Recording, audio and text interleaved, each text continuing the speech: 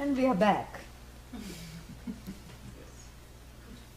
Om Sahana Bhavatu Sahanau Bhunaktu Sahaviryam Karavavahai Tejasvinavadhitamastu ma vidvishavahai.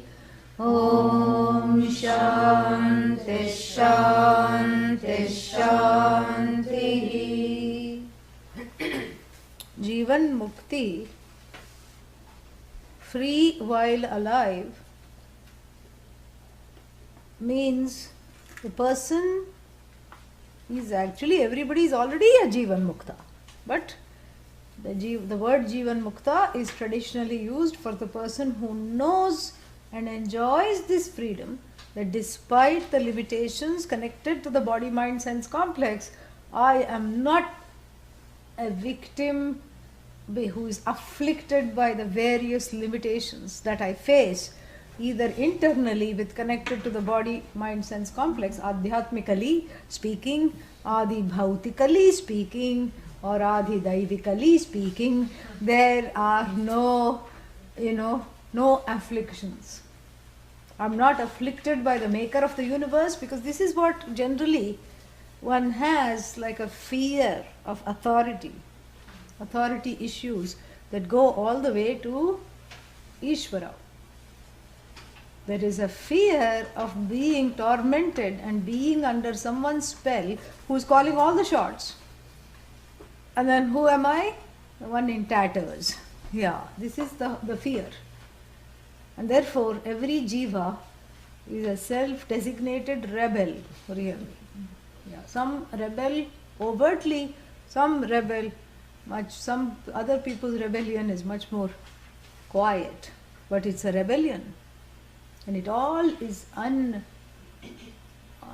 uninterrogated psychological issues of childhood.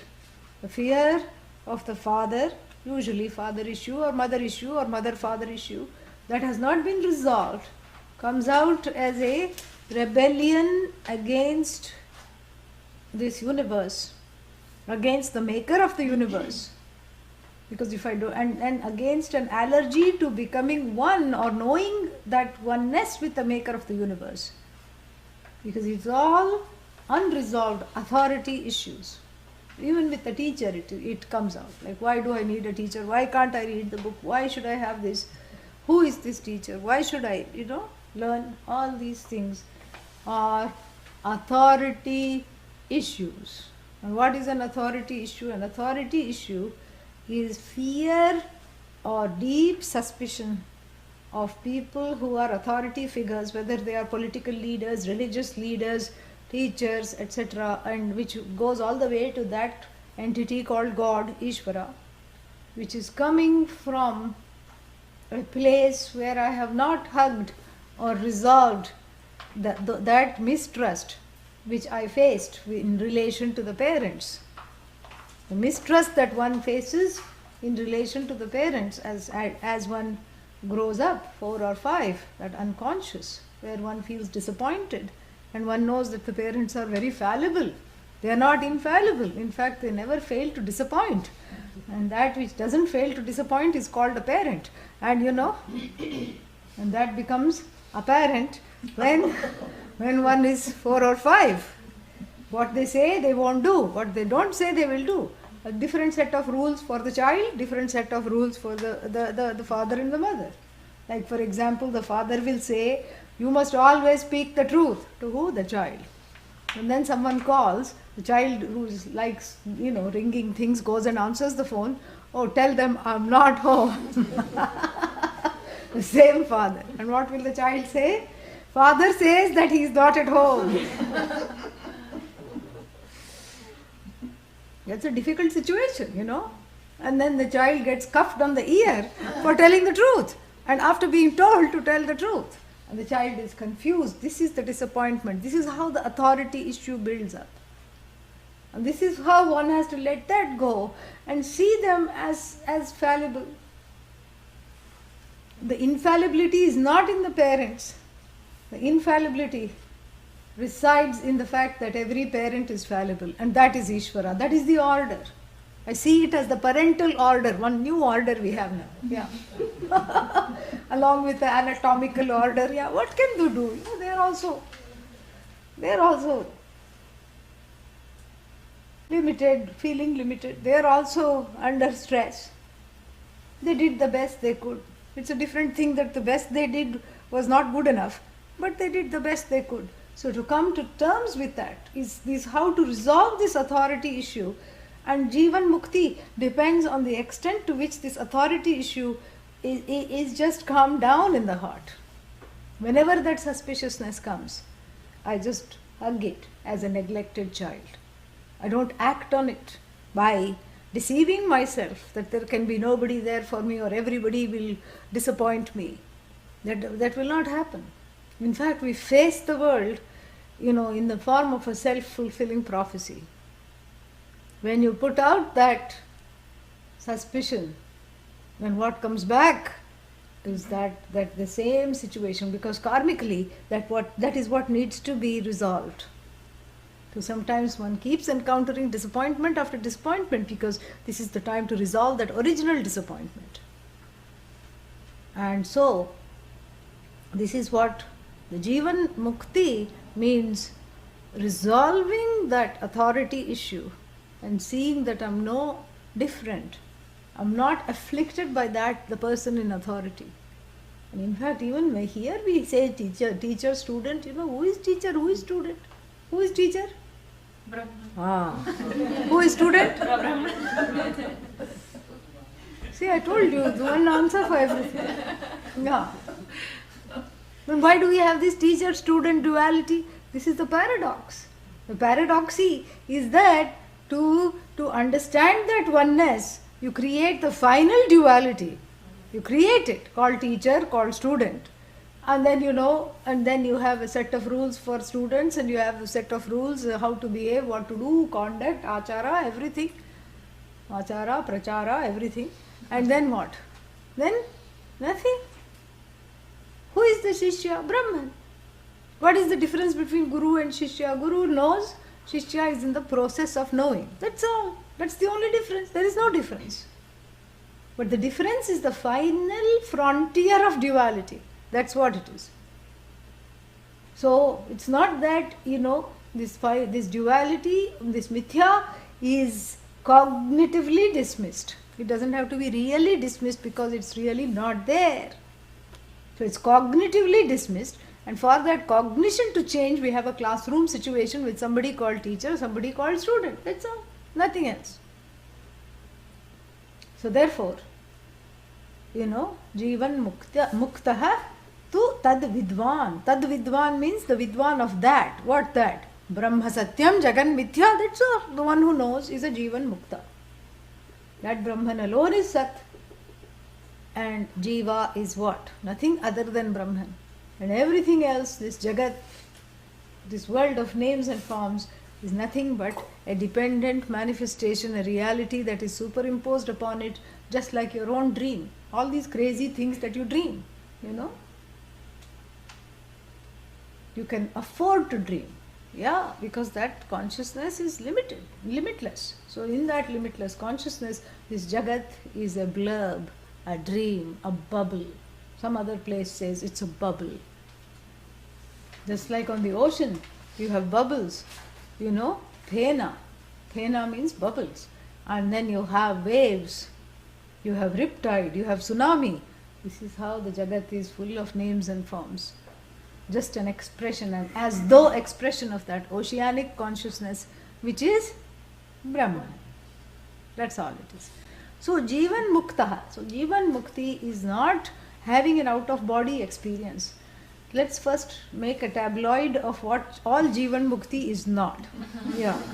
Jivan Mukti is not having an out-of-body experience. Jivan Mukti is not hanging up the pupils up like this, pinning the pupils to the head and going like this all the time. That is not Jivan Mukti. Jivan Mukti is not being in a trance all the time. Jivan Mukti is not this pretend notion that, oh, I am above everything else and I can't shake hands with you, I can't eat with you, I can't do this because I am a Jivan Mukta.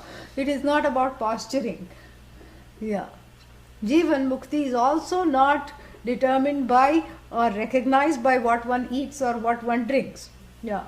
Because if you have a southern Jivan Mukta, and you say, okay, can I cook you lunch? What will the southern Jivan Mukta say?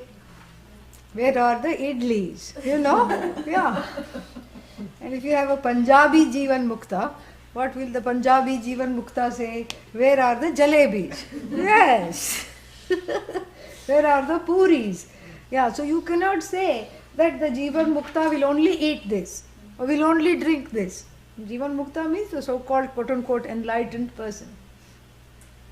So first we have to make a list of what all it is not. So then by elimination, parishesha nyayena, by the logic of elimination, we understand what is. What is Jivan Mukta? So not what they eat and drink, not how they move, not even how they speak. Should they use soft, dulcet tones? Or should they speak as though they're in a rush to catch the next train? Or should they speak very, very slowly? It doesn't matter. Yeah. So that in between two words you can go take a shower and come and you haven't missed anything. Like the people from Texas, that's how they speak. And so it's none of this is Jivan. You cannot tell from the outward appearance. It's not that the Jivan Mukta is wafting through the clouds or there has some kind of what is that called? That halo behind. They are not an isotope. They are not glowing in the dark like a neon, light. They are not an self-radiating isotope. It's not visible. Why? Because the Atma is not visible. Oh, Atma is invisible. Atma is you. So, none of these external traits, gates, etc. constitutes Jivan Muktitvam. Jivan Mukta is one who knows this, that's all, and who is not afflicted. It's more of an internal demeanor of what one knows and how one leads the life. And what does one know? That I am Brahman, everything else is Mithya. That I am Brahman is half of the knowledge really. Everything else, the non-reality of everything else has to be delineated and falsified, and it's not enough to affirm I am Brahman. Because what about everything else? Because I can't deal with everything as though they are parallel realities. So the one who has the internal disposition,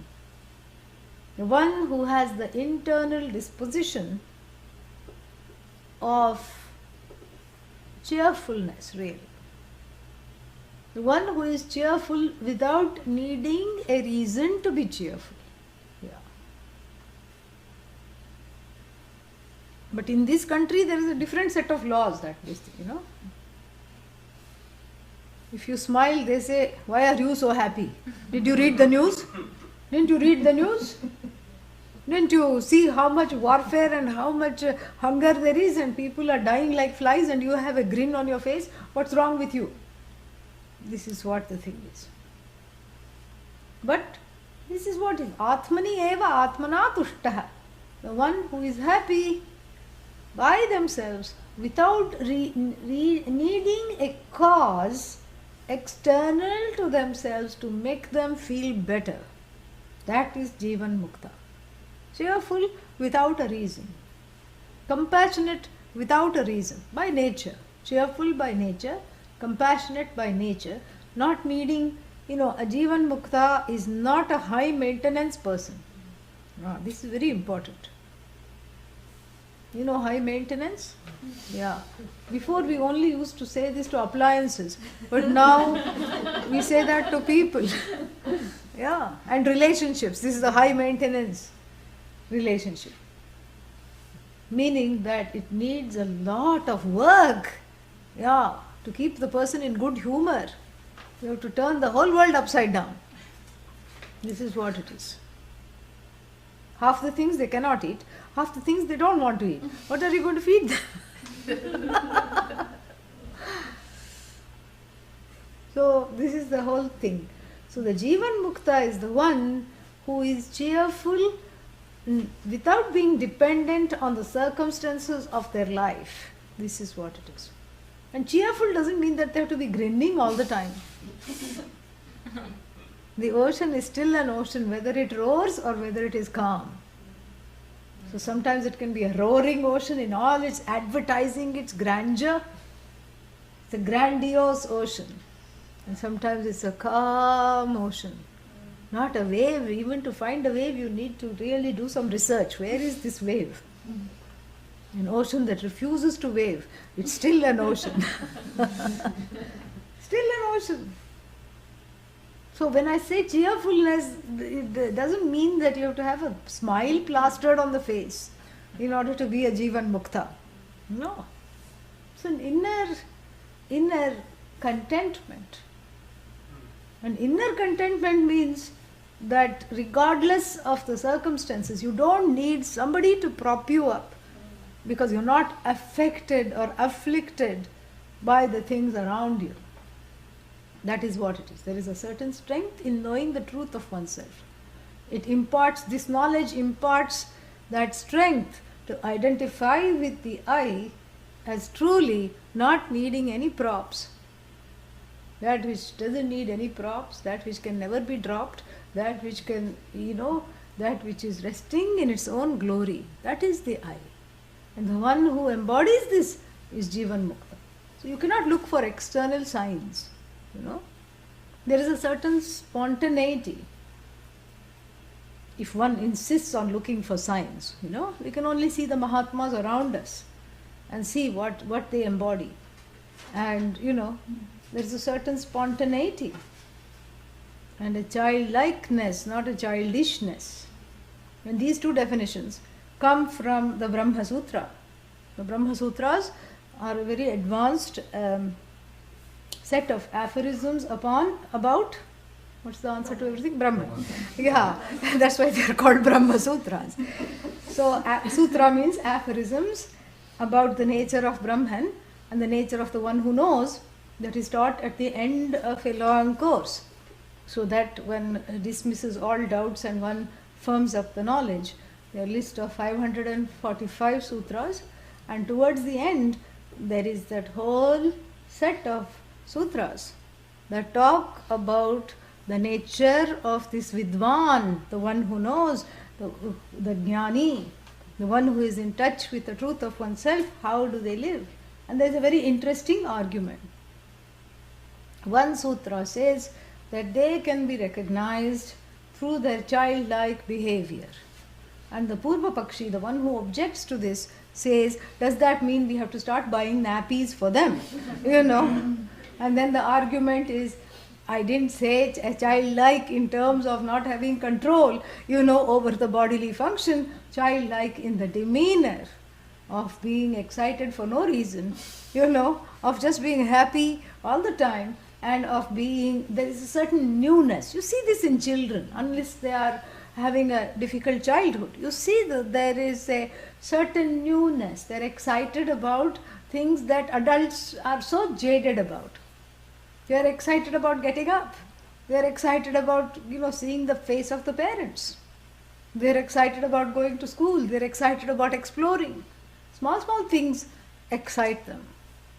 And so like this, this is a whole, that spontaneity. It's not that the Jivan Mukta is eminently excitable. Don't write that down in your notes. That's not the point. There's a certain spontaneity of greeting the universe. And a certain relaxedness. It's not always just on edge. Oh, what are we going to do now? What are we going to do? How to do this? What's happened? Oh, relaxed. There's a certain relaxation in Ishvara's order, knowing that things are going how they should. Things are unwinding and unfolding how they should. And then without much effort to try to upkeep everything. There's nothing to try to prop up. You yourself don't need a prop. Why somebody else needs a prop? Everything is in the order. And then in the same place in the Brahma Sutra, it's another sutra says that one who is a Jivan Mukta, one who knows, is in touch with this knowledge of oneself as free, is like a dried leaf. What does the dried leaf do? Yeah, it floats with the Vayu. Vayu carries it. And Vayu determines its fate. It falls off the tree, all right. It detaches from the tree of samsara. And then what? It just floats along. And then supposing it had a human mind, the dried leaf doesn't think, oh, my friends and family are over there, all raked together, I want to go join them. No. The wind blows it this way and it ends up on one side of the yard. It would be interesting to write a biography of one fallen leaf, to follow it. And then it just stays there, And that's why there's no point in asking the Vidwan, why are you like America? That's why you're living here. Oh, you don't like India? That's why you're living here? Or, yes, what else? Some other questions. What is, somebody asked, when Swamiji was in Europe, somebody asked, so you really like Amsterdam, huh? So, what to say, Dried leaf, he does not prefer one corner of the yard to another corner of the yard. It's just there. Because it was taken, it's there. The body continues because of a certain force of events that made this body, that crafted this body-mind-sense complex. It has its certain trajectory. So the body goes, And so the body goes where it is supposed to, the mind goes, the body-mind-sense complex goes. And the Vidwan knows, I am free, even if I may be living in one corner of the yard. Here the dried leaf Vidwan knows that. And then another gust of wind blows it. Which is that gust of wind? It's the prayers of certain people. Like, oh, please come visit our town. Now the Vidwan doesn't have any desire to go there. Or no desire not to go there. There is no desire in that sense, that I have to have this and I have to be this way and I have to do this. No. So this gust of wind is the punya karma, the good deeds created, the force of the good deeds. They create a certain synergy of events which bring a person to another place. And then the Vidwan goes, dried leaf here, goes with the gust of wind, goes there, correct? Yeah. And then now it's in the center of the yard, center of attention. Beautiful red color, orange color. Everybody admires and say, oh, thank God you have come, we were waiting for you. How nice. Do you like our town? What will the dried leaf say? Do you like being the center of the yard? Dried leaf just smiles. It has a smiley face drawn on it. It just smiles. This is all from Brahma Sutra. Yeah. People think I just sit here and make stuff up. I'm not making it up. Sometimes I do, but not this time. Then what happens, Then suddenly, some new, new toy comes to town. Disney World moves into that town. Yeah. When Disney World moves into town, the Swamis have to leave. Yeah. That is the law, because there is a what's the word for it? There is no interest because there are so many other competing priorities. And the Swami is not into competition. So another gust, this time the Papa Karma gust, thrusts the dried leaf into another area of the yard. Yeah. where there are some other dried leaves. Kumbh Mela. Yeah. Some other orange dried leaves. Yeah. And some people are crying here, those who really like this dried leaf to be there. And some other people, because they had a toy slide or something, come and occupy that area. That is the Upalakshana for Disney World moving into town, or some big mall or something. And so then the karma of the Swami, or the karma of the knower, and the karma of the knowledgeable one, the wise one, shifts, and then this combination takes it to another area of the yard. Kumbh Mela, other dried leaves. Yeah. They have some conversation. They have fun. And then what?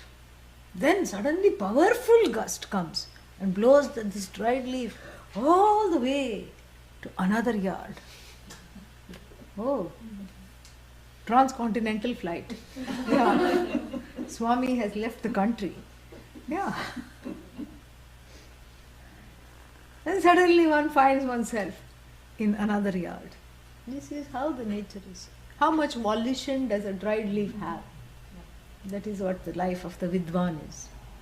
Even though it appears that the Vidwan is going through the motions of making the decisions, proactively involved in life, not apathy. There is no apathy. Oh, when is the wind going to come? No, nothing like that.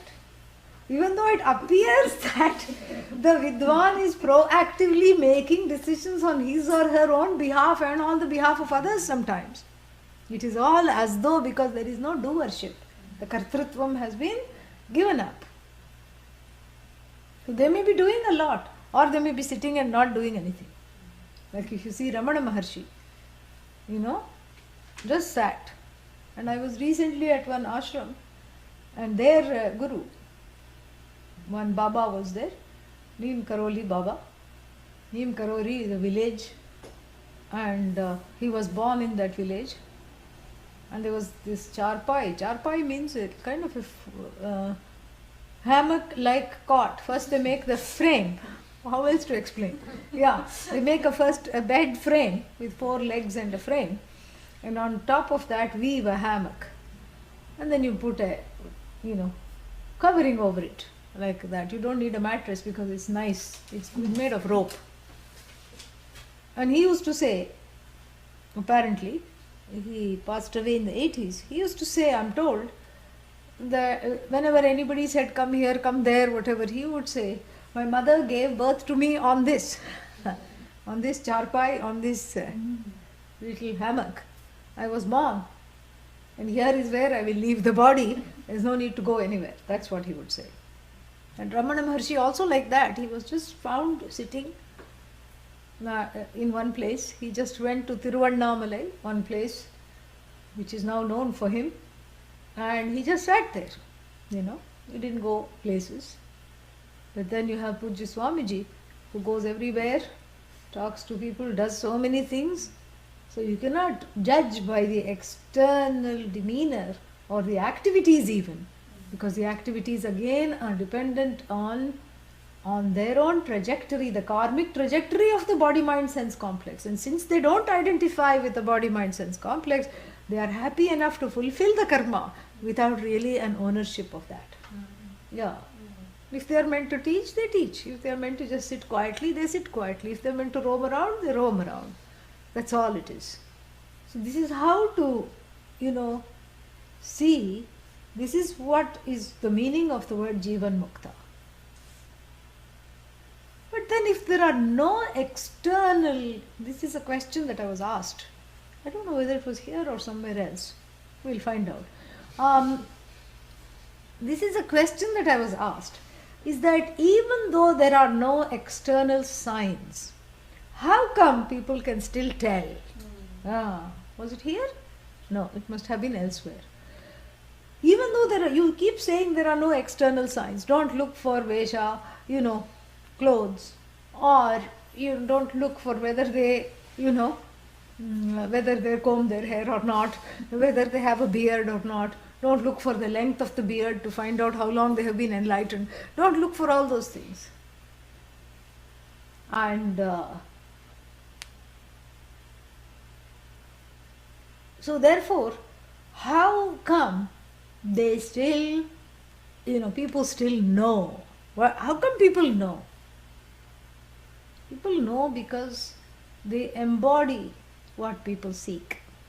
And in the presence, there is a certain joy, not that there is there is no mystery. You like being around happy people, that's all. You like the contented in you arises when you are along with someone who is also contented. But if you are with a querulous, discontented individual who's always groaning and moaning and mumbling about something or the other, you just make an excuse quickly and suddenly remember something you have to do. Correct? Yeah. That's all it is. It's just amplified because there is only one I. And when the person is deeply embodying that I, your I also goes and joins that I inside you. That's all it is.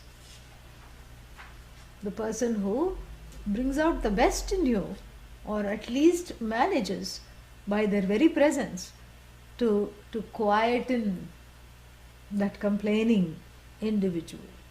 That's what is Jivan Mukta. You don't look for external signs. Are they moving? Are they going here? Which nationality to, Jivan Mukti has no nationality. And why did I say don't look for the beard? Because we have to include women also. Yeah. So it has no gender, no nationality, no language, nothing. There is no barrier. The one who knows that everything is Brahman. I am this Brahman. The Jagat is a conditioned reality, a superimposition, a conditional expression of this Brahman, which is held up by Brahman, which resolves into Brahman, which is an as though expression of Brahman, which is a mithya. The one who knows, that one is what is called Vidwan. Iti Vedanta, thus proclaims Vedanta, iti Vedanta Dindimaha. Next one.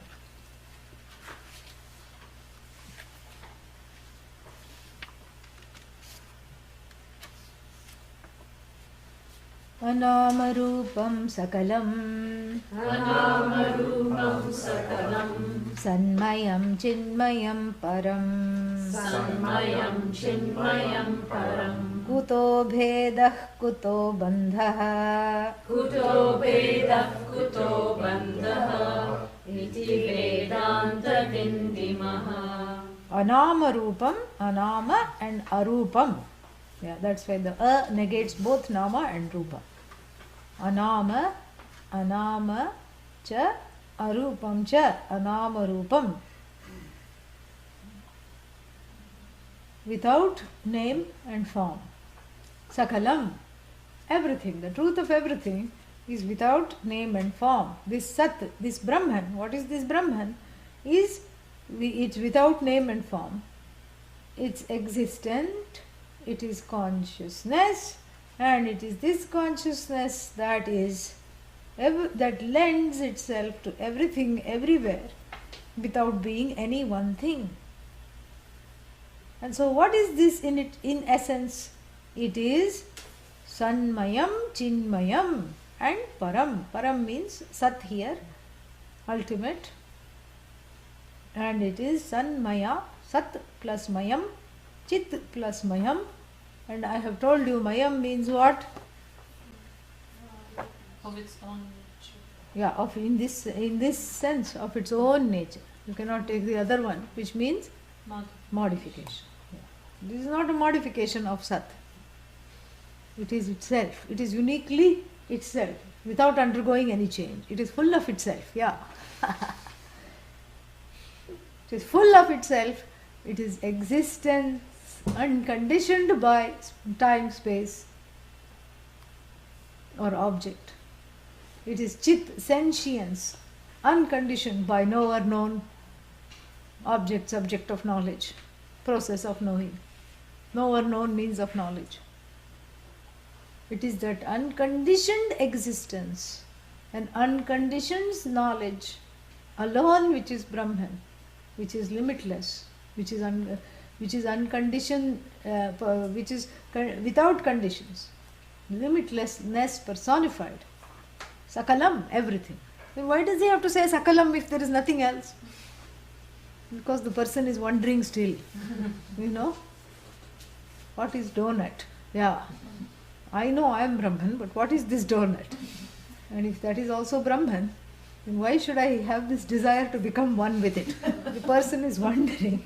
So therefore this Sakalam, because that Sakalam has to go. And Sakalam, that which is, Sakalam means that which is Kalaya saha vartate. Yeah, that is what. Kala means aspects. That which has aspects. Like here today, gone tomorrow, like the moon has kalas. Yesterday it was a beautiful crescent moon, and then today it will be a little bigger crescent. Yesterday it was crescent, today it will be croissant.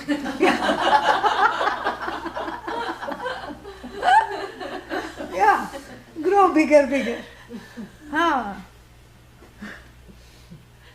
Correct? So like this, you have these kalas. The moon has 15 kalas. 15 days it grows, then it becomes bada moon, and then it shrinks, it's on a diet, and then it goes away, and then it comes back again. So, Sakalam means that which has the quality of waning and waxing all the time, just like everything in the universe. Wanes and waxes, like the moon. Is there, is not there, is there, is not there, now fat, now thin, now short, now tall, now finite, now also finite. And so, this is what it is. So, Sakalam, all these things that wax and wane, that have aspects and dimensions and add-ons, is all the truth of them. When you just take away all that, it's just Brahman alone. Anama Rupam Sakalam. There is no name, there is no form. All these names and forms are just add-ons to Brahman. And when you put name and form, it also has the form of being finite. It goes out of existence, it becomes extinct like the dinosaur. When certain new species are discovered, like the Middle East virus. New. Deadly fellow. Yeah. I always wonder why there is no United States virus. It always comes from Singapore flu, Asian flu, bird flu, pig flu, Never good old US flu.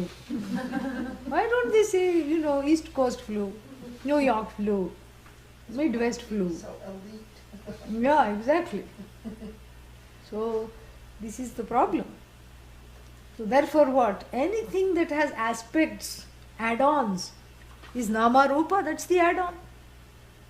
And when you take that away, what is that? This Brahman, yes, is without Nama, without Rupa. And all these that have these dimensions, those dimensions, the measurements are all kalas. Those kalas, underneath the kala is that which is akala, not sakala, akala. Nirgata, kala, yasmat, from which all kalas, kula, kala, everything has departed, from which it has no family, no dimension, nothing. And this is what is Brahman. It is free of all the add-ons. And in essence, essentially what is it? It is Sat and Chit. That's all. And Sat and Chit we have seen in great detail, have we not? Say yes quickly. Yeah, even if you want to say no, say yes. Yes. Because you can always go back on the archives and study the last two classes, the last several classes. If you feel we haven't discussed it at all, my suggestion is to start at the beginning. Start from verse 1. So, therefore what? So, Sat and Chit, that existence which is a conscious existence. Existence means being. And what kind of a being? A conscious being, the only conscious being that there is, which is all consciousness, free of knower, free of known, free of knowing, free of object, subject, everything. That which sustains the object and the subject without being either. This is what we are talking of. This is what? Sanmayam Chinmayam. Param. Param means it's the ultimate reality. There is nothing other than this. There is nothing in addition to this. There is nothing beside it. There is nothing beyond it. There is nothing before it. It's all alone. It is ultimately itself. That's all. Param. Knowing this, nothing more is there to be known. And if this is the truth, then where is the bondage? Tell me. Kuto bandha means, where is this thing called bondage? Or what is another name for bondage? Ajnanam. No, what is that called? What is the definition of ajnanam? Ignorance, self-ignorance. Where is self-ignorance? If all the I am is all knowledge, where is room for self-ignorance? Somehow it came. Yeah, how did it come? This is mithya. This is why it is mithya. Because you cannot explain how come it is there. And ultimately, you cannot really dismiss that which is not there. You cannot account for it because it is not there. You cannot dismiss it for the same reason it's not there. But yet you cannot say, because it's not there, I am enlightened, because you are still suffering. This is what is called mithya. There is this notion of bondage. That knowledge which makes the ocean of samsara into a mere notion of knowledge is self-knowledge. This is what is called self-knowledge. This oceanic, that ocean of samsara I am trying to cross. In the process I have become very cross because I have tried everything, First I looked for somebody's chivalry, like Sir Walter Raleigh will spread one red coat and I can walk over it. I sank, glub, glub, glub. And then what? Then I thought, if I do good karma, I made a raft out of the wooden pieces of good karma. The raft also sank. The raft self-destructed after a little time. It was exhausted itself and left me exhausted and flailing in the middle of this sea of all kinds of sharks of fear, sharks of doubt, crocodiles of despair, seaweeds of entanglement and, codependency, and then what? Corals of desire. It should be a reef, yeah. It looks good. Don't try to go touch the coral. It is full of shards that's going to cut you up. It knows how valuable it is. Yeah, don't think, great barrier reef. That's why it's called barrier, yeah. It's barricaded to you. That's why. Don't think, how nicely these corals are. They go snorkeling and touch the coral. The coral just also says hi. Yeah, and they come back needing stitches and bandages. This is what it is. And of course, if you remain in the water, any being that is underwater bleeding, it's just a SMS to all the carnivores. They all come and encircle this fellow. This is what it is. This is the ocean. Anything that looks good. And then let's not forget the sunken treasure chest, from some ancestors long gone. And the shipwrecks of other unsuccessful travelers. Titanic included. All these things you encounter in this ocean. And you say, oh my God, I'm trapped. I don't know what to do. This side shark, that side whale, this side this side that. And I'm not having such a good time. Help. And then, glub glub, guru. You call out to some help. The word for help in Sanskrit is guru. Yeah. So, you call out for help. And then what? What does the guru come? The guru comes with a little can and tries to bail out the water. One by one? No. What does the guru do? Guru, just the teaching itself evaporates the waters of samsara. Then suddenly you find you're not flailing anymore. Neither do you need swimming lessons. Neither do you need a boat or a coat. You don't need anything because there's nothing. There is no problem. So there is no need for a solution. The problem is gone. Because the problem was, how can the problem go? It was never there. Kuto bandha. Where is the bondage? It's an ocean, it's not an ocean. The ocean is reduced to an ocean by which knowledge? This is what is called the knowledge of Abba. Thank you. So this is knowledge of Brahman, which reduces the ocean of samsara into the mere notion of samsara that is contained in the fluid in the brain. That's all. That is the ocean. You are suspended right here. Nothing more, nothing to cross. No need to be crossed. You know. That's all it is. Just a notion. And then what? और क्या है? कुछ नहीं है. Nothing more to say. So if there is no bondage, should there be moksha? No. Don't sleep. Only 15 minutes more. Play along. Come on. Yeah. Yeah. If there is no bondage, do you need to be bailed out? No. Absolutely not. So kuto bandha. Where is the, what does it say? Does it say kuto bandha? Yeah, kuto bheda. Where is the difference? Same thing. Kuto bheda. Kuto bandha. So where is the bondage? And then if there is no bondage, where is the differences that are the raw material for the bondage? Yeah, bheda means difference. It is a difference that causes the bondage. But where is the difference? Who are you? Quick. Yeah. Yeah. Who is the other person on the street? Brahman. Yeah. Anybody you encounter? Brahman. Anybody you like? Brahman. Anybody you hate? Brahman. Anybody you are iffy about? Brahman. Yeah. Significant other? Brahman. Brother? Brahman. Mother? Brahman. Father? Brahman. Anything insentient? Brahman. So really speaking, where is the difference? When there is a difference, then only you say there is a bondage, because the truth of all bondage is based on differences between me and another. Yes. That is where the bondage comes from. Dvaitadhi bhayam bhavati. Which Upanishad? Brihadaranyaka Upanishad. Dvaitadhi, Dvaitat, he, it becomes Dvaitadhi, bhayam bhavati. Bhaya means fear. Fear comes out of a sense of duality. And expressed differently elsewhere, udaram antaram kurute atatasya bhayam bhavati. Which Upanishad? Taittiriya Upanishad. Ut aram antaram kurute.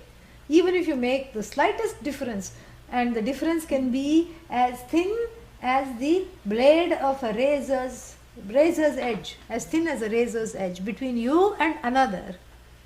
This is a recipe for fear and sorrow. This is what the thing is. So the bheda is equal to bandha. If there is no bheda, how can there be bandha? This is his argument. Very nice. That's why you have to take bandha first. There is no bandha. Why? Because there is no bheda. There is no notion of bondage, because everything is one. For bondage to be there should be at least two things. One fellow who is tying the other fellow up. We'll even discount the material, rope. Okay, never mind. You know? There should be at least two things to feel bound, correct? Somebody should be sitting on your head. And that's how you say that I need space from you. Yes. I need elbow room. I need to spread out. You know, that's why in the West they have big bada houses. Why? Because and then in that house there will be only 1.5 people live. Because the other person is away 15 days of the month. That's why I said 1.5 people. Because everybody needs space. In India, your space is at the end of the couch, where you're sitting. That's your space. Yeah. So recently I talked to somebody living in a 2-bedroom house. Not house, flat. You know, in Mumbai, no, in Ahmedabad. In Ahmedabad, in Gujarat. In a 2-bedroom house. And so I'll tell you, I'll count all for you, the number of people living there. So this lady who talked to me and her husband, 2 people. Oh, that's not too bad in a 2-bedroom house.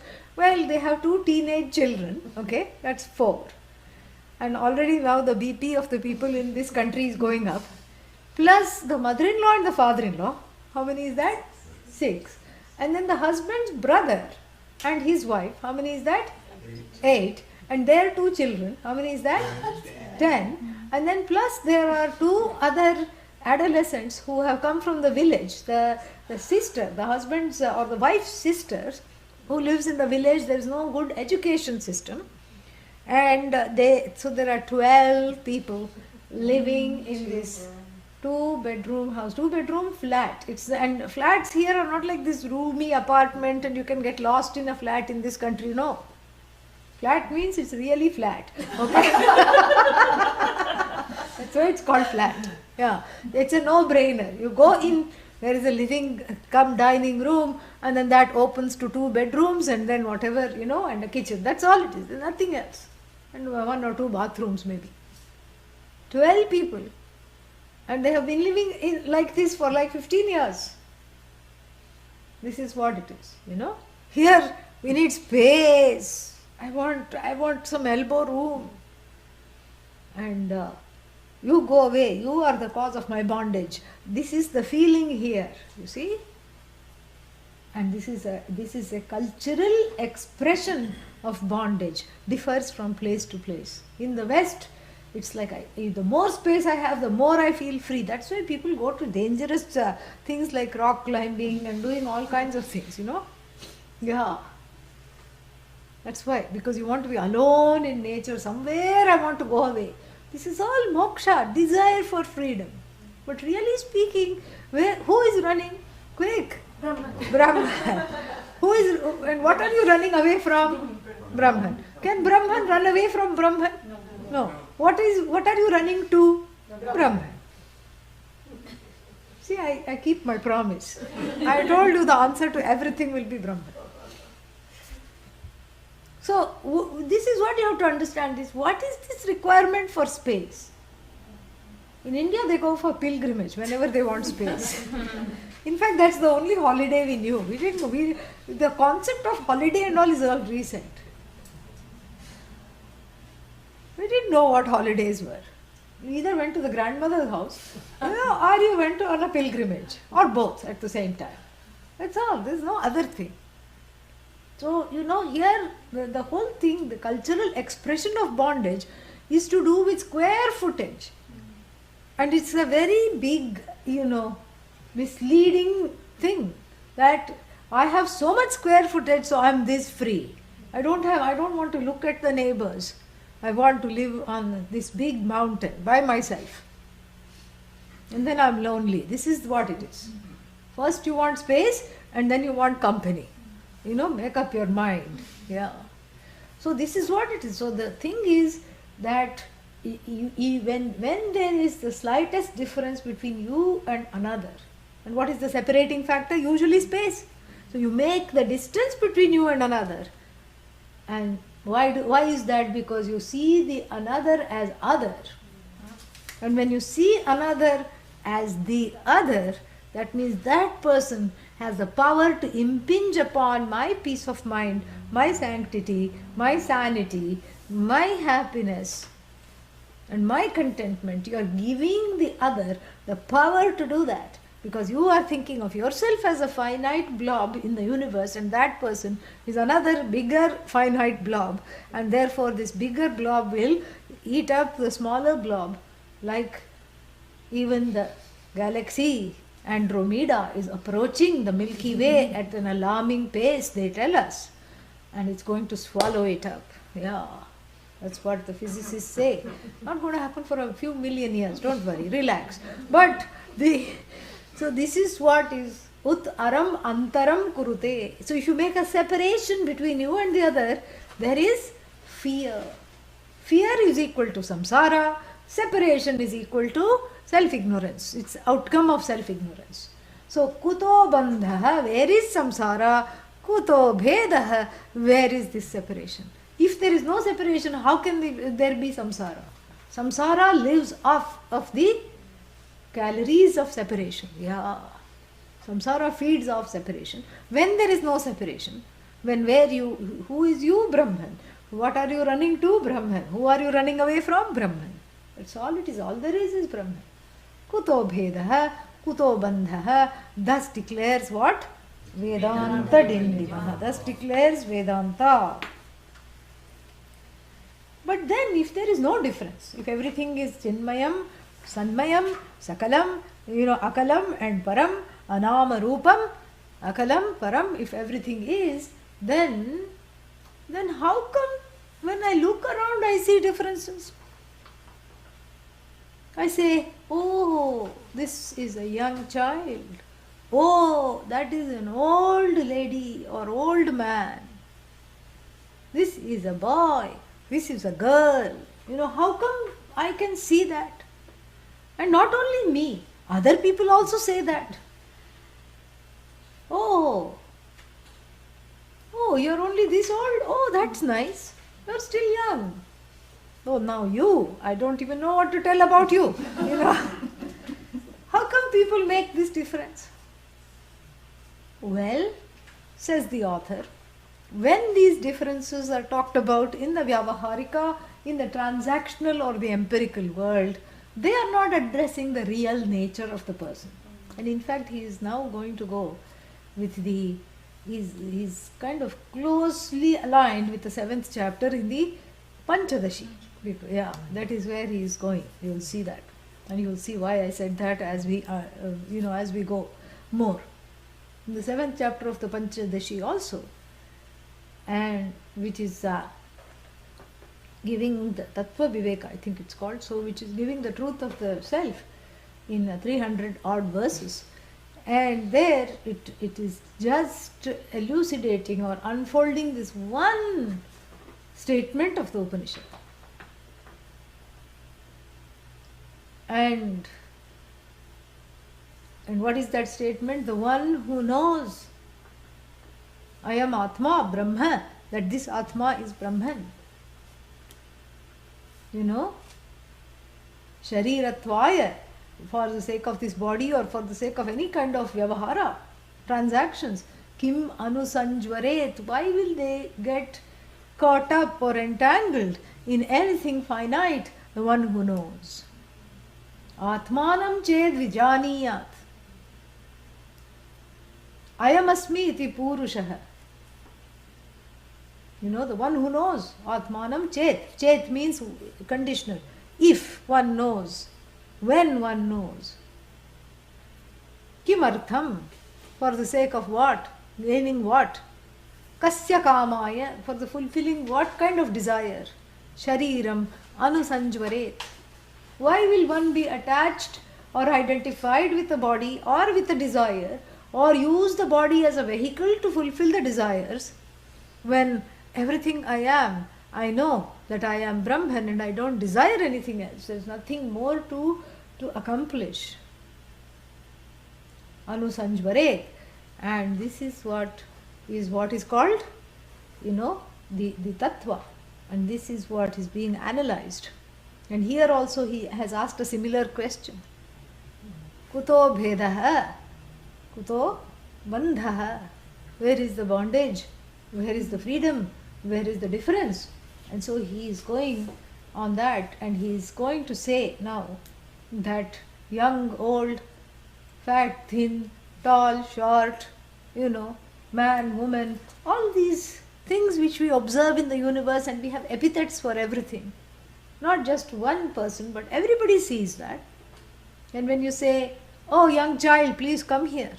Oh, you are just, an elder.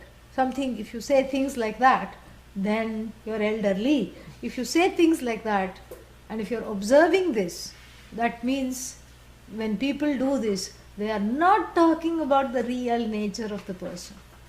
Yeah. They are talking of what is apparent. And this is what it says. न तत्त्वात् कथ्यते लोकः न तत्त्वात् कथ्यते लोकः नामाद्यैर्व्यभिचारतः नामाद्यैर्व्यभिचारतः वटुर्जरठः इत्याद्यैः वटुर्जरठः इत्याद्यैः इति वेदान्तडिण्डिमः. Yeah. न तत्त्वात्. It's not from the standpoint of the reality. Kathyate lokaha. People are addressed. A person is addressed. Namadhyaihi. We are, by these names, by these epithets. Vyabhicharatah means what kind of namas? The namas that ever keep changing. Now old, now young, now tired, now fresh, now thin, now fat, because before the person had not had lunch. So, or even two different people, you can take it like that. Now short, now tall. These various epithets that we bandy about and we talk about, yellow, red, green, colors, gunas, attributes, jati, certain other kinds of attributes, species, dharmas, other various qualities. These are all superimpositions, and these are all coming, and they are all have a changeable quality. Vyabhicharatah, because of their changeable quality, whenever such things are addressed, and he gives examples. Vatuhu. Vatuhu means young one. Jaratah. Jara means old. That's how the word geriatry comes from. Jara. Yes, it must. So, I insist. So Jara means old. So Jaratah means old person. Vatu, young fellow. Hey, you young one. Oh, granddaddy, grandma, like this, So the differences that we see, because here he had dismissed all the differences, but he is explaining, not explaining the differences away, but explaining the standpoint from which these differences are categorized. And that standpoint is not from the standpoint of the ultimate reality, which was called Param in the previous world. It's the standpoint of the transactional reality of names and forms, that you have various epithets for all kinds of people. So when the person, lokaha, is kathyate, addressed, is talked about, kath, to address, to talk, is described actually, is described as what? Vatuhu, jaraha, then na tatvat. It is not from the standpoint of the tattva, the truth. Yeah, it's not from the standpoint of sanmaya, chinmaya. Yes, because there is no variation. So if in the description of the people there is variation, it is because the standpoint of that description has changed, and it's good to be aware of that. Because we cannot go in the universe keeping on saying, I am Brahman, I am Brahman. And the answer to every question, will you have some milk? You can't say Brahman. That's only for this class. You have to say yes or no. Will you have some juice? Brahman. That makes no sense. Soon enough, if you don't eat or drink, you will not even have the energy to say exactly. So therefore what? So at this transactional reality, you may say, I would like to eat this but not that, or this person is old, this person is young, I like this flower more than that flower, or whatever you are commenting on the various, this is green, this is blue, in India we call it this, here we call it that, we may say all these things, but the standpoint, that means that I am living in the world of names and forms and using them to describe the outer description of the objects. The names and forms alone, from that standpoint, things differ. Ultimately, there is no difference. If one is mindful of that, then you can enjoy mithya. Mithya becomes enjoyable when Satyam is known and internalized as the truth of oneself. So then you can do a lot of name calling. Young, old, fat, thin, tall, short, red, yellow, blue, green, everything you can do a lot of, and you just know that it's just name calling. It's just epithets. Ultimately, what you're speaking to is Brahman, who is speaking is Brahman, what you're relating to is Brahman, the one who is relating is also Brahman. When you know that, the outer differences, they don't matter, because they are not tattvat, they are not from the standpoint of Sat and Chit. They are from the standpoint of looking at the various expressions, and the expressions have name, form and dimensions. So you can measure those dimensions, and you can write essays and poetry about the dimensions and enjoy it. That is the whole idea. More we will see when. Yeah, when though. we set a date just now so that people will remember. What is today? 1, 8, 15, 22, 29th. 29th is the last Sunday. 6th of July. Yeah. Let us do it on the 29th. We already have a class? 29th, Atlanta. Oh, I'm in Atlanta. June. Yeah. Okay, sorry. Do we already have a class for the 29th? Does anybody have the calendar? Can you please look? Calendar? No. Class calendar which was mailed out? So on the other computer. So, do you want me to look on this one? Yeah. 6th of July or what is to 29th? I think we have what's its name? Mundaka Upanishad, correct? And we have not had many classes of that. That is something there. They can still see something. Oh, Mundaka is there. Yeah, don't look. They already said. Oh, Mundaka is there. Yeah. So we will have it on the 6th. 6th is a Sunday. Is 6th a Sunday? 6th of July, is it a Sunday? Tell me what Yeah, so the next Mundaka class will meet on the 6th of July, Sunday, and I will send us the Vedanta India. 6th of July on Sunday, we will have the next class. 5 weeks to chew on this. Om Purnamada Purnamidam Purnat Purnamudachyate Purnasya Purnamadaya Purnamevavashishyate. Om Shanti Shanti Shanti. Harihi Om Shri Gurubhyo Namaha. Harihi Om. Any questions are there? Here, there, elsewhere?